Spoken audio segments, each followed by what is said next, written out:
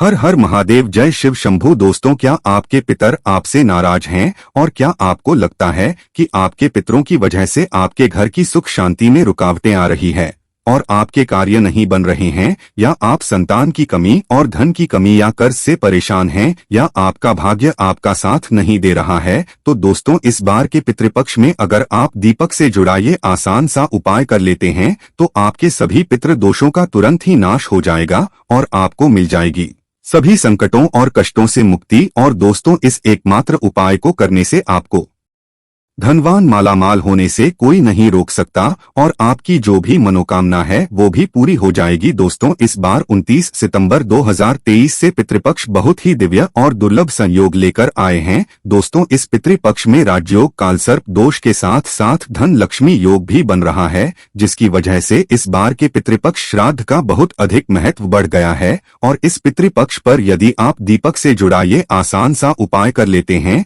तो आपकी सभी समस्याओं का तुरंत ही अंत हो जाएगा। इसलिए दोस्तों को आखिर तक जरूर देखें। और अगर आप भी अपने जीवन में महादेव की कृपा पाना चाहते हैं और पितरों का आशीर्वाद पाना चाहते हैं तो वीडियो को लाइक करके कमेंट में हर हर महादेव लिखना ना भूलें। दोस्तों, भाद्रपद मास की पूर्णिमा से श्राद्ध पक्ष शुरू होकर अश्विन मास की अमावस्या पर समाप्त होते हैं। इस बार श्राद्ध पक्ष 29 सितंबर से 14 अक्टूबर तक रहेंगे। ये दिन पितरों को समर्पित होते हैं। श्राद्ध पक्ष को पितृपक्ष, लागत श्राद्ध आदि नामों से भी जाना जाता है। जैसा कि नाम से ही स्पष्ट होता है, पितृपक्ष यह पितरों का पक्ष है, यानी कि ये पितरों को समर्पित दिन होते हैं। इन दिनों में पितरों की आत्मा की शांति के लिए श्राद्ध तर्पण और पिंडदान किए जाते हैं। धार्मिक मान्यताओं के अनुसार पितृपक्ष के दौरान पूर्वजों का तर्पण श्राद्ध नहीं करने से पितृदोष लगता है। पितृपक्ष पितरों को प्रसन्न करने और उनकी कृपा प्राप्त करने के लिए बहुत ही खास दिन माने जाते हैं। माना जाता है पितृपक्ष के दौरान श्रद्धापूर्वक अपने पितरों को कुछ अर्पित किया जाए तो उससे पितृ अति शीघ्र ही प्रसन्न हो जाते हैं और अपनी कृपा बरसाते हैं। हिंदू धर्म में पितृगण को देव तुल्य माना गया है। शास्त्रों के अनुसार जिन पर पितरों की कृपा होती है उन्हें सभी देवी देवताओं का भी आशीर्वाद मिलता है। पितृपक्ष पितरों को समर्पित होते हैं, इसलिए इस दौरान कोई भी शुभ और मांगलिक कार्य न करें। पितृपक्ष के दौरान पितरों की आत्मा की शांति के लिए श्रीमद्भागवत गीता का पाठ अवश्य करें। पितृपक्ष यानी कि श्राद्ध पक्ष, जिसे कनागत भी कहा जाता है, यह वह समय होता है जब हमारे पूर्वज धरती पर होते हैं और हम श्राद्ध कर्म करके उनका आशीर्वाद प्राप्त करते हैं। हिंदू धर्म में मृत्यु के बाद श्राद्ध करना बेहद जरूरी माना जाता है। मान्यता है कि अगर अपने पूर्वजों का तिथि पूर्वक श्राद्ध और तर्पण नहीं किया जाए तो उन्हें इस लोक से मुक्ति नहीं मिलती और वह संसार में ही भटकते रहते हैं। ब्रह्मवैवर्त पुराण के अनुसार देवताओं को प्रसन्न करने से पहले मनुष्य को अपने पितरों यानी कि पूर्वजों को प्रसन्न करना चाहिए। पितृदोष सबसे जटिल कुंडली दोषों में से एक है। पितरों की शांति के लिए हर वर्ष भाद्रपद मास के शुक्ल पूर्णिमा से अश्विन मास की अमावस्या तक पितृपक्ष श्राद्ध होते हैं। इस दौरान कुछ समय के लिए यमराज पितरों को आजाद कर देते हैं ताकि वे अपने परिजनों से श्राद्ध ग्रहण कर सके। माना जाता है कि जिस घर के पितर अपने परिवार के लोगों से खुश रहते हैं उस घर के लोगों को देवी देवताओं का भी आशीर्वाद प्राप्त होता है। शास्त्रों के अनुसार जिन लोगों के पितृ उनसे प्रसन्न नहीं होते हैं उन्हें पितृदोष का श्राप मिलता है। माना जाता है कि जिस घर में पितृदोष का श्राप लगता है उस घर के सदस्य कभी भी सुखी नहीं रहते और न ही वे जीवन में सफलता प्राप्त कर पाते हैं। दोस्तों, आज की इस वीडियो में हम आपको पितृपक्ष में किया जाने वाला एक बहुत ही आसान और असरकारक उपाय बताने जा रहे हैं। इस उपाय को करने से भगवान विष्णु और लक्ष्मी जी की असीम कृपा प्राप्त होती है, बिगड़े कार्य बनने लगते हैं, साथ ही पितरों का भी आशीर्वाद मिलता है। पितरों के आशीर्वाद से घर में सुख समृद्धि चली आती है, खुशहाली और शांति बनी रहती है। इसके साथ ही परिवार के सभी सदस्यों को हर क्षेत्र में सफलता प्राप्त होती है और जीवन के सभी कष्टों और दुखों से मुक्ति मिलती है। दोस्तों, इस उपाय को सही प्रकार से करने के लिए आप हमारी इस वीडियो को एंड तक अवश्य देखें और आगे बढ़ने से पहले आपसे रिक्वेस्ट करते हैं कि वीडियो को लाइक जरूर करिएगा, दोस्तों को शेयर कर दीजिएगा और अगर आपने अभी तक चैनल को सब्सक्राइब नहीं किया है तो चैनल को सब्सक्राइब करके बेल आइकन जरूर दबाइएगा। दोस्तों, वैसे तो ये उपाय पितृपक्ष में रोजाना करने चाहिए, क्योंकि ये 16 दिन पितरों को समर्पित होते हैं। लेकिन अगर रोज ना कर पाए तो पितृपक्ष की पूर्णिमा, पितृपक्ष की अमावस्या और पितृपक्ष की एकादशी के साथ ही आपके पितरों की जो मृत्यु तिथि है उस दिन आप इस उपाय को अवश्य ही करें,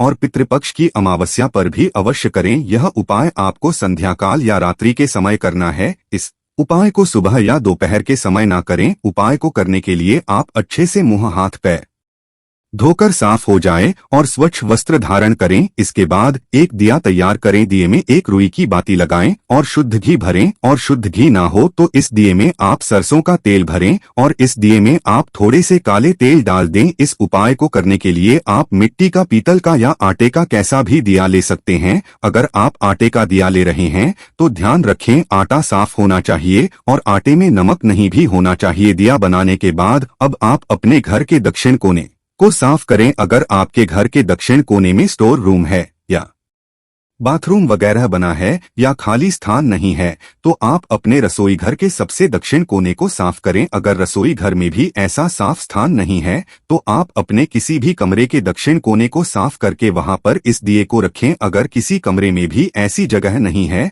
तो आप अपने मंदिर के पास साफ स्थान पर इस दिए को आपको ऐसे रखना है कि दिए की जो बात आती है, यानी जो लौ है, वो दक्षिण दिशा की तरफ होनी चाहिए, यानी कि दिया का मुख आपको दक्षिणी दिशा की तरफ करना है। और यह भी ध्यान रखें कि दिए को सीधे जमीन पर ना रखें। दिए के नीचे कोई कपड़ा बिछा दें या कोई कटोरी प्लेट रख दें है, या फिर थोड़े से साबुत चावल रख दें। सीधे जमीन पर दिया ना रखें। सीधे जमीन पर रखा हुआ दिया अपूर्ण माना जाता है। दिया जलाने के बाद सबसे पहले आप भगवान श्री गणेश को प्रणाम करें, फिर भगवान विष्णु और माँ लक्ष्मी जी को प्रणाम करें। इसके बाद पितृदेव को प्रणाम करें। भगवान से अपने पितरों की आत्मा की शांति की प्रार्थना करें। इसके बाद पितरों से मुक्ति की प्रार्थना करें। इसके बाद आप भगवान विष्णु जी के महामंत्र ओम नमो भगवते वासुदेवाय का 11 बार जाप करें। मंत्र का जाप करने के पश्चात अब आप पितृदेव के इस मंत्र का 108 बार जाप करें। मंत्र इस प्रकार है, ओम पितरों देवताय नम, ओम पितरों देवताय नम। इस मंत्र का आपको 108 बार जाप करना है।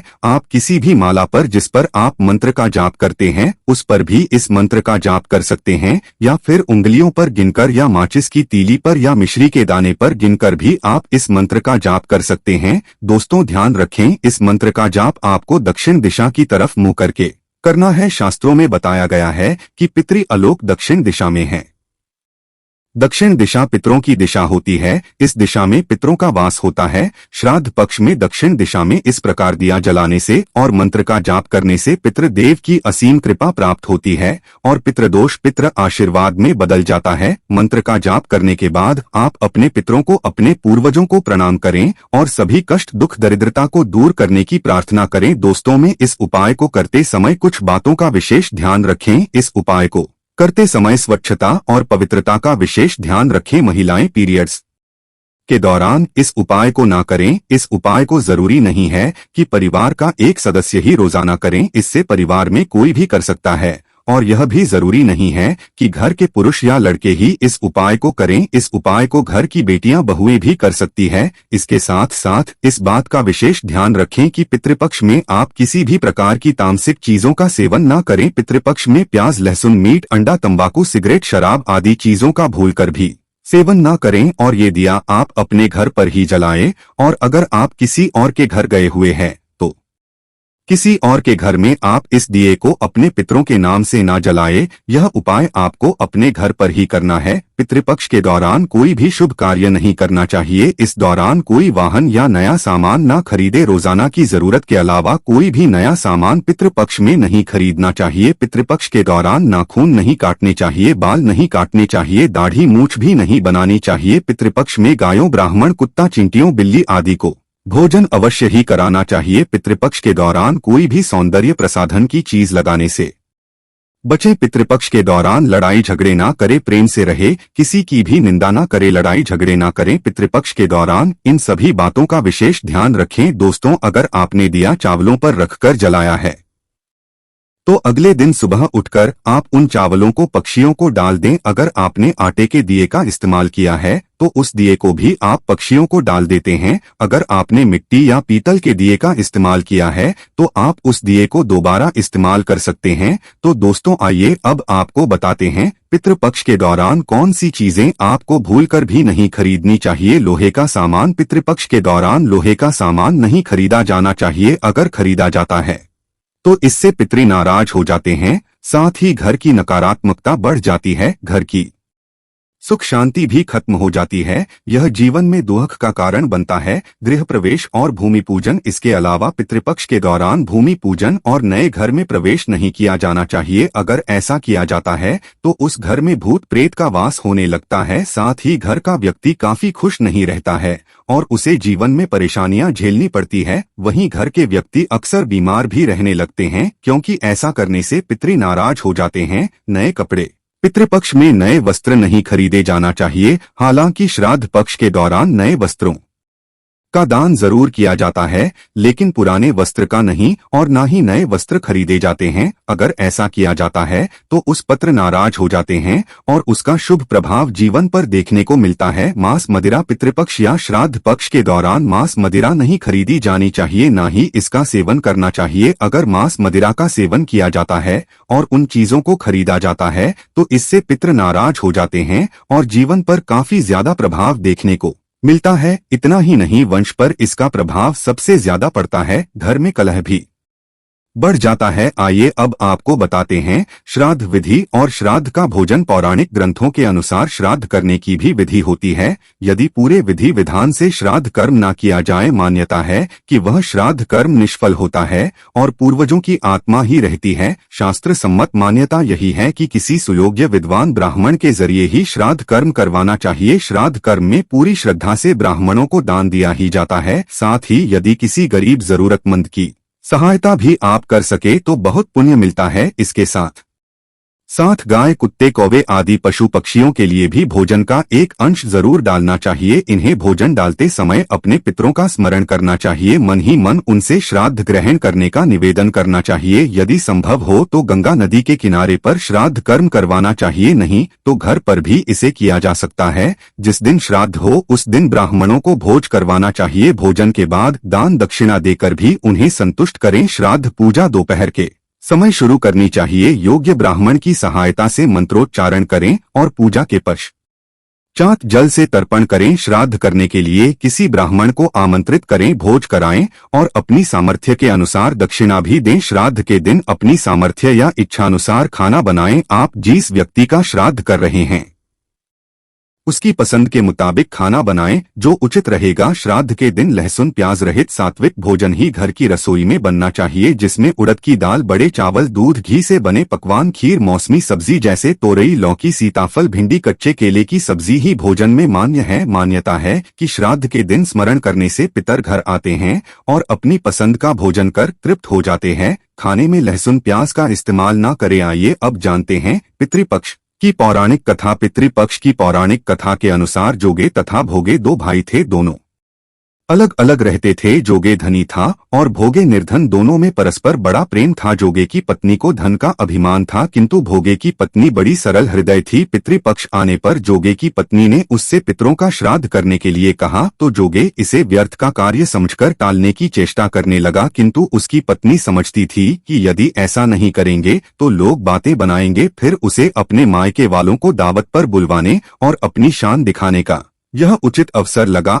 वह बोली, आप शायद मेरी परेशानी की वजह से ऐसा कह रहे हैं, किंतु इसमें मुझे कोई परेशानी नहीं होगी। मैं भोगे की पत्नी को बुला लूंगी, दोनों मिलकर सारा काम कर लेंगी। फिर उसने जोगे को अपने पीहर न्योता देने के लिए भेज दिया। दूसरे दिन उसके बुलवाने पर भोगे की पत्नी सुबह सवेरे आकर काम में जुट गई। उसने रसोई तैयार की, अनेक पकवान बनाए, फिर सभी काम निपटाकर अपने घर आ गई। आखिर उसे भी तो पितरों का श्राद्ध तर्पण करना था। इस अवसर पर न जोगे की पत्नी ने उसे रोका, ना वह रुकी। शीघ्र ही दोपहर हो गई। पितृभूमि पर उतरे जोग भोगे के पितर पहले जोगे के यहाँ गए तो क्या देखते हैं कि उसके ससुराल वाले वहाँ भोजन पर जुटे हुए हैं। निराश होकर वे भोगे के यहाँ गए। वहाँ क्या था, मात्र पितरों के नाम पर अगियारी दे दी गई थी। पितरों ने उसकी राख चाटी और भूखे ही नदी के तट पर जा पहुँचे। थोड़ी देर में सारे पितर इकट्ठे हो गए और अपने अपने यहाँ के श्राद्धों की बढ़ाई करने लगे। जोगे भोगे के पितरों ने भी अपनी आपबीती सुनाई। फिर वे सोचने लगे, अगर भोगे समर्थ होता तो शायद उन्हें भूखा न रहना पड़ता, मगर भोगे के घर में तो 2 जून की रोटी भी खाने को नहीं